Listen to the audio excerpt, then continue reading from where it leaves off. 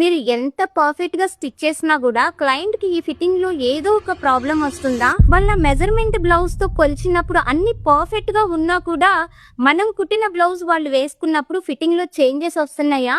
అయితే ఈ ప్రాబ్లం ఎందుకు వస్తుందో నేను మీకు చెప్తాను. యాక్చువల్ గా మనకి బ్లౌజ్ ఆదికి ఇచ్చినప్పుడు వాళ్ళు ఈ క్రేప్ లోదో లేకుంటే కొంచెం స్టిచ్చింగ్ కెపాసిటీ ఉన్న బ్లౌజెస్ మనకి ఇస్తారు. అండ్ కుట్టేటప్పుడు ఇలా పట్టు బ్లౌజెస్, వర్క్ బ్లౌజెస్ కుట్టడానికి మనకి ఇస్తారన్నమాట. దీని క్లాత్ యొక్క స్ట్రక్చర్ ఎలా ఉంటుంది, ఎటువైపు నుంచి కూడా కొంచెం కూడా స్టిచ్ అవ్వదన్నమాట.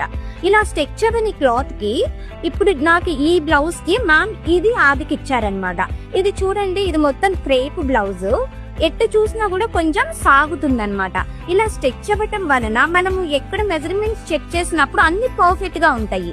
కానీ ఈ బ్లౌజ్ వేసుకున్నప్పుడు క్లయింట్ కి కొంతవరకు క్లాత్ స్టిచ్ అయిన తర్వాత అది పర్ఫెక్ట్ గా ఫిట్ అయ్యిద్ది అనమాట.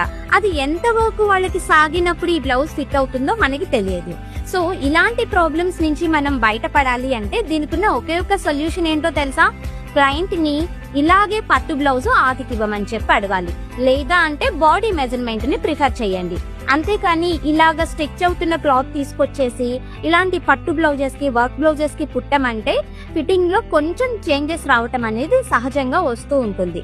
దీని నుంచి మీరు రెక్టిఫై చేసుకోవటానికి క్లయింట్ కి కూడా వివరంగా దీన్ని చెప్పి మంచి బ్లౌజ్ ని తీసుకోండి. మై డియర్ క్లయింట్స్, మీరు కూడా బ్లౌజ్ స్టిచ్చింగ్ కి ఇచ్చేటప్పుడు మీరు ఇస్తున్న ఫ్యాబ్రిక్ ఎలాంటిదో అలాంటి ఫ్యాబ్రిక్ ఉన్న ఆది బ్లౌజే ఇస్తే మాకు కూడా మెజర్మెంట్ చేసుకోవటానికి, తర్వాత కుట్టిన తర్వాత మీకు కూడా ఫిట్టింగ్ చాలా పర్ఫెక్ట్ గా వస్తుంది.